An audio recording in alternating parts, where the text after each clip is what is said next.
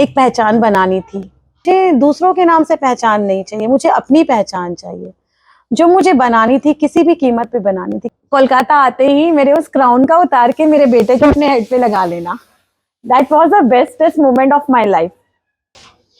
नमस्कार, जोहार दोस्तों। कहते हैं ना, अपने सपने के पीछे ऐसा भागो कि एक दिन तुम्हें पाना किसी का सपना बन जाए।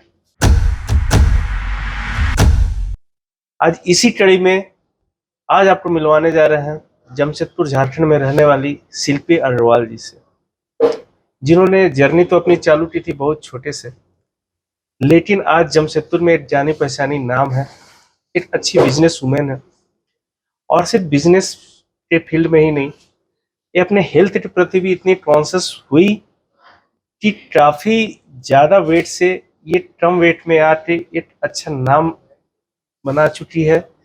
वर्ल्ड लेवल पे जाके रिकॉर्ड हासिल की है, इनाम लेके आई हुई है, और खुद अपने में चेंजेस जो लाई थी वो अब लोगों में चेंजेस लाने के लिए आगे बढ़ी हुई है, अवेयर कर रही है, जागरूक कर रही है। कई की लाइफ बदल चुकी है और कंटिन्यूसली बदल रही है। तो आइए आपको मिलवाते हैं शिल्पी अग्रवाल जी से और इनकी जर्नी जानते हैं इनकी जुबानी।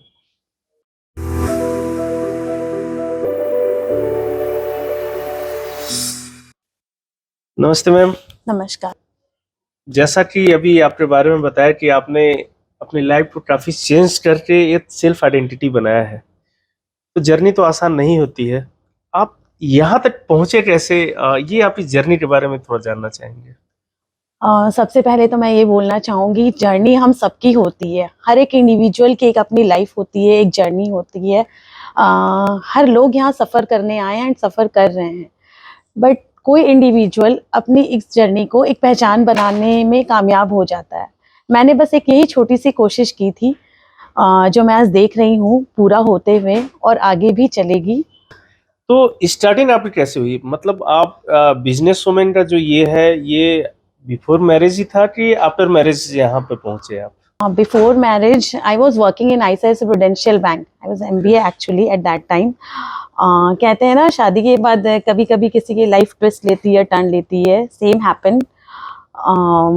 शादी के बाद कुछ सर्कमस्टांसेस ऐसे थे कि मुझे जॉब छोड़नी पड़ी। मैंने छोड़ी जॉब एंड उसके बाद मैं फैमिली संभाल रही थी, घर संभाल रही थी, जैसे शादी के बाद लड़कियां संभालती है, जो जिम्मेदारियां उनको दी जाती है, प्रॉपर वे में मेरा भी वही चल रहा था। एंड शादी के 2-3 साल बाद ऐसे चीज़ें भी हुई मेरे साथ कि फिर मुझे मेरे हस्बैंड का बिजनेस ज्वाइन करना पड़ा, बिकॉज मैं ऐसे नहीं रह सकती थी, बिना काम किए मेरी लाइफ का कोई गुजारा ही नहीं था। तो मैंने ज्वाइन किया उनके बिजनेस को। वो बिजनेस भी ज्वाइन करने के बाद मैं बहुत सेटिस्फाइड नहीं थी। मुझे लग रहा था कि कुछ ना कुछ छूट रहा है, जो मैं चाहती थी वो नहीं हो रहा है। शादी के बाद बच्चे हुए, 10 से 11 साल ऐसे ही गुजरे। एक वक्त पे आके मुझे ये लगने लगा कि मैं क्या हूँ, शिल्पी अग्रवाल कहाँ गई? जो शिल्पी अग्रवाल मैं बनना चाहती थी वो कहाँ है? मुझे मेरी आइडेंटिटी सताने लगी कि जो आइडेंटिटी मेरी शादी से पहले थी वो अब कहाँ है। तो बस मैंने उसी दिन डिसाइड किया कि नहीं, मैं अपने नाम को लाऊंगी सबके सामने कि मैं क्या हूँ, क्या थी और क्या हूँ, तो ये मुझे करना है। तो मैम, आपकी तो काफी आउटलेट्स है, आप काफी सारे बिजनेसेस में हैं, बट अभी स्पेशलिस्ट आप कुछ हेल्थ रिलेटेड कुछ वर्क कर रहे हैं। तो ये हेल्थ का क्या सीन है, स्टोरी क्या है? आप इस फील्ड में कैसे आए, हेल्थ वाले फील्ड में? जब मैंने अपनी लाइफ को चेंज करने के बारे में सोचा कि अब शायद कुछ करने का टाइम आ गया है, आगे बढ़ना है। बिजनेसेस तो काफ़ी थे, मल्टीपल बिजनेसेस थे, लेकिन उनको भी बढ़ाना था, इन्हांस करना था सारी चीज़ों को। एंड सबसे पहले मुझे ये लगा कि आई वॉज एक्चुअली 104 बिफोर ये जो चीज़ें शुरू हुई मेरे साथ। तो आई वॉज वेटेड, मैं काफ़ी वेट के साथ ही थी, क्योंकि लाइफ एक ऐसी जगह पे थी ना कि मैंने खुद पे ध्यान देना बंद कर दिया था। चीज़ें बहुत उथल पुथल सी थी लाइफ में। तो सबसे पहले मुझे ये लगा कि मैं पहले हेल्थ की तरफ अपनी ध्यान दूंगी एंड हेल्थ के साथ साथ मैं साइमल्टेनियसली बाकी चीज़ों को करूंगी। तो सबसे पहले मैंने अपने हेल्थ पे वर्क करना शुरू किया, बट ये भी बहुत प्रॉपर वे में नहीं हो पाता था। कभी बच्चों की वजह से, कभी घर की जिम्मेदारियों की वजह से छूटती थी चीज़ें। ऐसे होते होते भी 2-4 साल निकल गए उन्हीं सब चीज़ों के साथ। ड्यूरिंग सेकेंड कोविड मुझे ऐसे लगा नहीं, अब ये बहुत वेस्ट हो गया है वक्त मेरा, मुझे अब अपने लिए सोचना है। एंड वक्त भी था काफ़ी, क्योंकि हम सब घर पे ही थे। तो उस समय मैंने एक डिसीजन लिया कि नहीं, आज से जो शुरुआत मेरी होगी ना, ये अलग होगी। मैंने उसी समय अपने ऊपर काम करना शुरू किया। होम वर्कआउट से शुरू किया, डाइट एंड न्यूट्रिशन के बारे में मैंने स्टडीज शुरू की, पढ़ने लगी मैं। एंड मेरे एक ट्रेनर थे जिन्होंने मुझे 1 महीने के लिए ट्रेनिंग दी, बिकॉज वो उतने ही टाइम के लिए मेरा साथ दे सकते थे, उन्हें आउट ऑफ इंडिया जाना था। तो उन्होंने 1 महीने में मुझे इतना ट्रेन कर दिया कि मैंने फिर अपने ऊपर खुद से काम करना शुरू किया। And with in 6 to 8 months I reduced 38 kgs of my weight. And मैंने डाइट एंड न्यूट्रिशन से रिलेटेड जो चीज़ें पढ़ी थी वो खुद पे पहले मैंने यूज़ करनी शुरू की।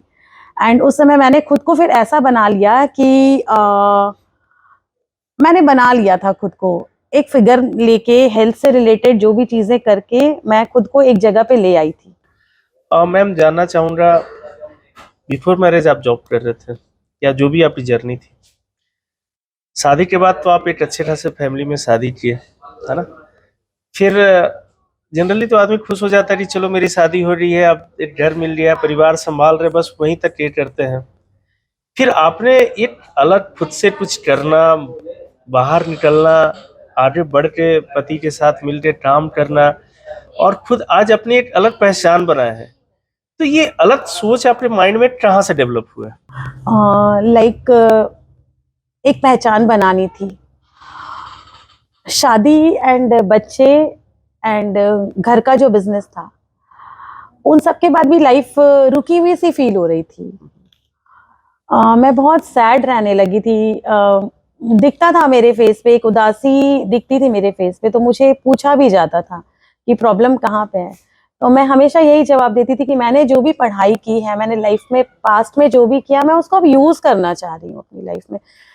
बिना अपनी पहचान, मुझे दूसरों के नाम से पहचान नहीं चाहिए, मुझे अपनी पहचान चाहिए, जो मुझे बनानी थी, किसी भी कीमत पे बनानी थी, किसी भी हाल में बनानी थी।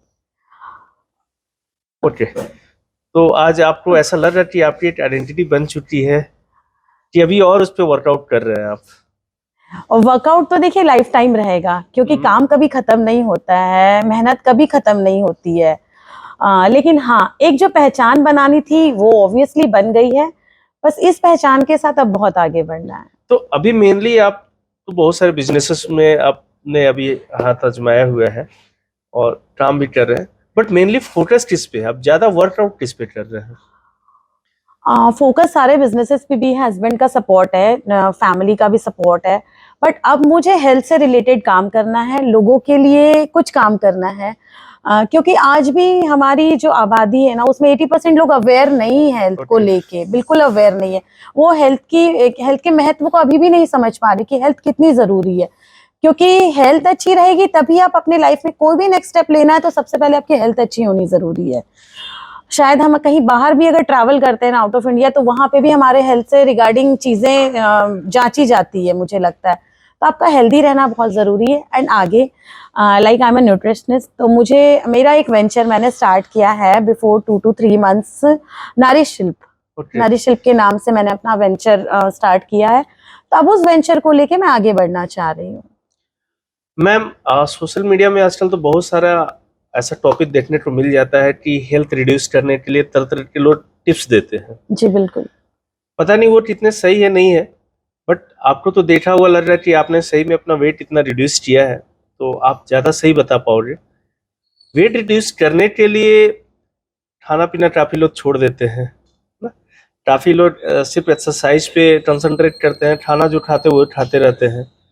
तो इसमें क्या करना पड़ता है? क्या मतलब सिर्फ एक्सरसाइज जरूरी है या आपका फूड जरूरी है? मतलब कैसे हम लोग कर सकते हैं? देखिए, वेट रिडक्शन की जहाँ पे बात आती है ना, तो ना एक्सरसाइज बहुत मैटर करती है, ना खाना पीना छोड़ना बहुत मैटर करता है। सबसे पहले जो चीज मैटर करती है, कंसिस्टेंसी एंड डिसिप्लिन। आपको डिसिप्लिन में रह के कंसिस्टेंसी को मेंटेन करना है। ये वेट रिड्यूस या गेन करना ये 2 से 4 दिन का खेल नहीं होता है। कंसिस्टेंसी बनी रहेगी, महीने 2 महीने 3 महीने आप अपना गोल अचीव करोगे ही। एंड वेट रिडक्शन भी बहुत बड़ा मैटर नहीं है। अगर जब आप किसी चीज को लेके डिसिप्लिन में आते हो ना कि हाँ मुझे ये चीज करनी है, तो धीरे धीरे उसको गो थ्रू करते करते आप हैबिचुएटेड हो जाते हो उस चीज के लिए, एंड एक दिन आप अपने लाइफ में उस गोल को अचीव कर लेते हो। जहाँ तक वेट रिडक्शन की बात आती है, ऑब्वियसली ये ज़रूरी है। आजकल जो बाहर चला हुआ है ना फास्ट फूड एंड ये सब सारी चीज़ें जो बहुत ज़्यादा आजकल चलन में है, इन सबको अवॉइड करना ही बहुत ज़्यादा ज़रूरी है। और रेस्ट आप हेल्दी घर का खाना खा के भी अपना वेट रिड्यूस कर सकते हैं। यस। अच्छा, ऐसा कोई चीज नहीं है कि लोग खाते पीते भी रहे, मस्त भी रहे और शरीर भी सही रहे? डिसिप्लिन, मेहनत, आप अच्छा खाना खाइए एंड खुद को 20 मिनट दीजिए रोज का, बहुत ज्यादा नहीं कि आप आधे से 1 घंटे दौड़ रहे हैं, 2 घंटे एक्सरसाइज कर रहे हैं, क्योंकि इतना वक्त शायद आज की ये जो भागती दौड़ती दुनिया है ना, इसमें किसी के पास नहीं है। डिसिप्लिन, 20 मिनट का समय आप अपने योग और एक्सरसाइज को दीजिए एंड हेल्दी खाइए, विल बी हेल्दी। सो आप जो अभी टिप्स जो देते हैं या बताते हैं लोगों को, तो ये आप अपने एक्सपीरियंस पे बताते, लाइफ एक्सपीरियंस से बताते हैं या आपने कुछ कोर्सेज वगैरह भी किया, इसके बारे में स्टडी भी किया है? लाइफ एक्सपीरियंस से हम हर किसी को सजेशंस नहीं दे सकते हैं। आप हर किसी को गाइड अपने लाइफ एक्सपीरियंस से नहीं कर सकते हो, बिकॉज आपकी जर्नी अलग है एंड दूसरों की जर्नी अलग होती है, प्रॉब्लम्स भी अलग अलग होती है। ऑब्वियसली मैंने जब खुद पे काम किया उसके बाद मैंने सेल्फ स्टडीज की है, न्यूट्रिशनिस्ट की मैंने सर्टिफाइड पढ़ाई की है, स्टडीज करी है, डाइट पे काम किया है एंड सारी चीज़ों को मिला जुला के ही फिर हम काम करते हैं लोगों। मैम, ये आपके बारे में खबर आई थी कि आपने 1 लेवल पे जाकर कुछ एक खिताब लेके आया था जी। वो क्या अवार्ड था और वहां तक की जर्नी कैसे रही थी, इसके बारे में जानना चाहेंगे। हॉटमॉड Mrs India world wide season 11 और 2022 जिसमें मैं गई थी, झारखंड को रिप्रेजेंट किया था मैंने। वो मेरे लाइफ चेंजिंग बटन था मेरी लाइफ का। जब मैंने अपना वेट बहुत ज्यादा रिड्यूस कर लिया एंड उसके बाद लगा अब क्या, अब कहाँ क्या करना है मुझे, तो एक बार ऐसे ही नॉर्मली मैं फेसबुक स्क्रॉल कर रही थी एंड मैंने हॉटमॉड मिसेस इंडिया का कोई पेज देखा एंड मैंने उसका एक फॉर्म देखा, वहाँ मैंने फिल कर दिया एंड आई सबमिटेड, मैंने सबमिट कर दिया। तो मुझे मेरे घर वालों ने बोला भी कि इसमें तुम कहाँ जाओगी, ये तुम्हारे लिए नहीं है। तो मैंने कहा नहीं, मैंने ट्राई किया है, हो सकता है ये मेरे लिए ही हो, मैंने यही जवाब दिया था कि हो सकता है ये मेरे लिए ही हो। एंड उस फॉर्म को फिल करने के बाद मेरे पास उनका एक लेटर आया कि यू गॉट सिलेक्टेड। तो उन लोगों ने मुझे ऑडिशन के लिए कॉल किया एंड ऑब्वियसली मैं बहुत ज़्यादा खुश थी। लेकिन मुझे बोला गया कि ये जो तुम चीज़ कर रही हो ये तुम्हारे लिए मतलब मुझे चैलेंज कर रहे थे लोग कि तुम नहीं कर पाओगी। अच्छा। मुझे सच में मेरी फैमिली, मेरे फ्रेंड्स चैलेंज कर रहे थे, ये तुम्हारे काम की चीज नहीं है। मैंने कहा नहीं, मैं तो अगर मैंने इसमें हाथ डाल दिया है तो ये फिर मेरे ही काम की चीज है।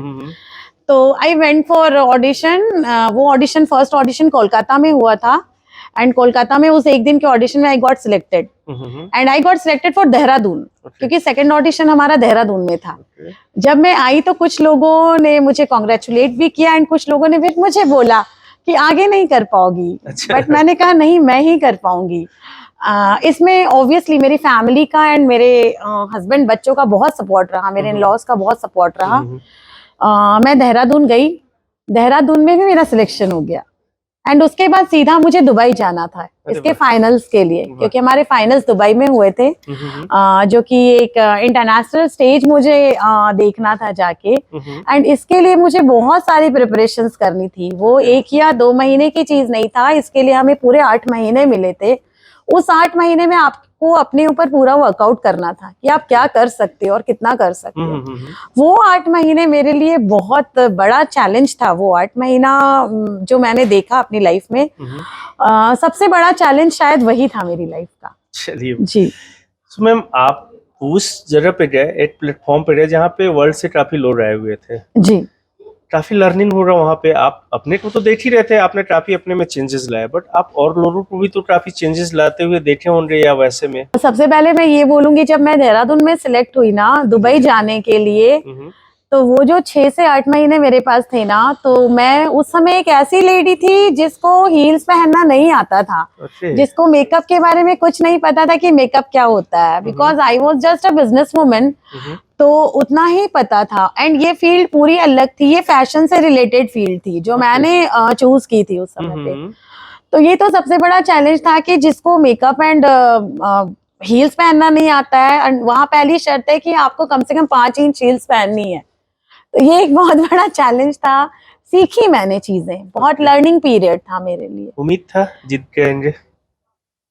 कॉन्फिडेंस बहुत था मेरे अंदर। ओके। एक ये कॉन्फिडेंस का लेवल भी उसी टाइम पे मेरे अंदर इनहांस होता गया। कॉन्फिडेंस इतना, जीतने की उम्मीद है तो मैं नहीं बोलूंगी कि मैं जीत के ही आऊंगी, बट मैं ये सोच के गई थी कि मैं कुछ करके जरूर आऊंगी वहां से, ऐसे तो नहीं आऊंगी। ऐसा क्या चीज है आपके अंदर जो कंटिन्यूअसली आपको आगे बढ़ाते जा रहा है और आप आगे बढ़ते जा रहे हैं? मेरी पॉजिटिव सोच, मैं हमेशा पॉजिटिव सोचती हूँ कि ये कैसे होगा, मैं ये नहीं सोचती हूँ, ये मुझसे ही होगा और मैं करूंगी, मैं ये सोचती हूँ ऑलवेज।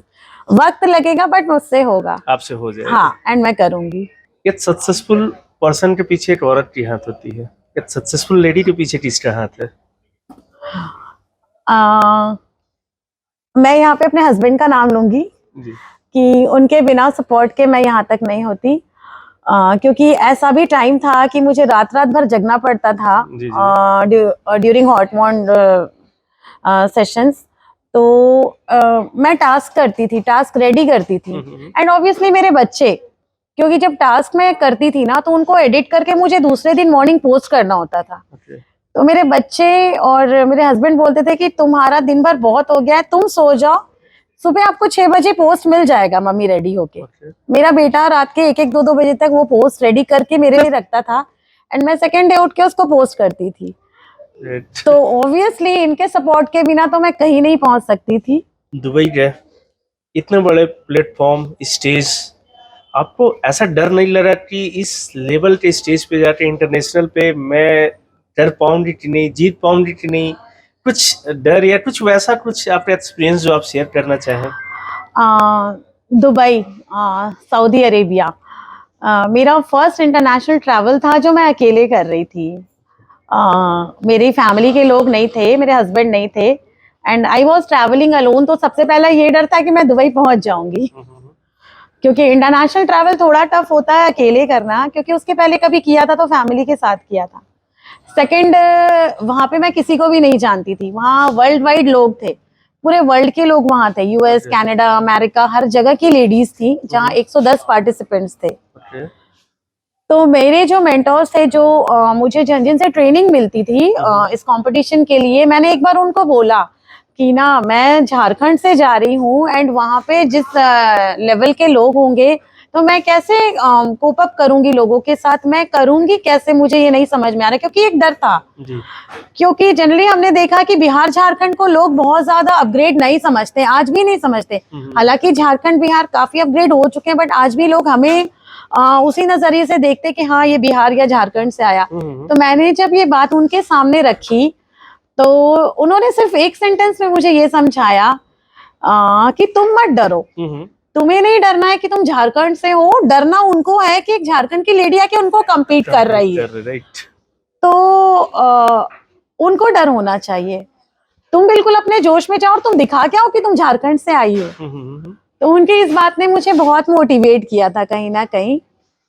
और फिर आप एंड मैं उस स्टेज पे जाके मैंने एंड फुल मोटिवेशन के साथ, एंड उनको मेरी एक बात ये भी बहुत समझ में आई थी, जब मुझे वहां 2 अवार्ड से नवाजा गया तो उन्होंने स्टेज पे ये बात कही थी कि आपके अंदर जो मोटिवेशन, आपके अंदर जो कॉन्फिडेंस हमने देखा है, लोग खो देते हैं एक बार, एक वक्त पे आके नहीं, हार जाते हैं कि नहीं। क्योंकि कुछ लेडीज वहां पे ऐसी थी जो 1-2 राउंड्स के बाद थक चुकी थी कि हमसे नहीं होगा, अच्छा, दे क्विट, या उन्होंने वहीं पे क्विट कर दिया था।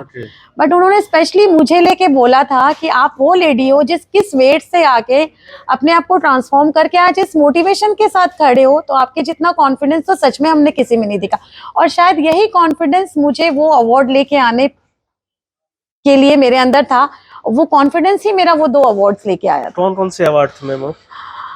मुझे वहाँ 2 अवार्ड्स मिले थे, best transformation award and best smile queen award. Okay, जी।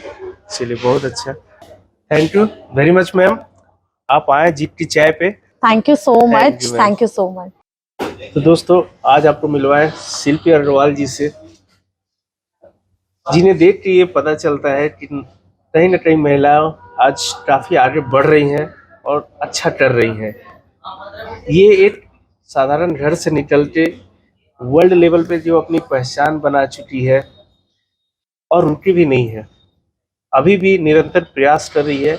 जो उन्होंने अपने लाइफ में चेंजेस लाया है वो और की लाइफ में चेंजेस आए, इस पे वर्क कर रही है। आप जैसे लोग उनका सहयोग करें, उनका साथ दें और उनके इस जर्नी में शामिल होकर आगे बढ़ने का प्रयास करें। ऐसी महिलाओं से और ऐसे लोगों से आपको निरंतर मिलवाता रहूंगा। आप हमारे चैनल पे बने रहें, पसंद आए तो इसे सब्सक्राइब जरूर करें, लाइक करें और शेयर करें। धन्यवाद।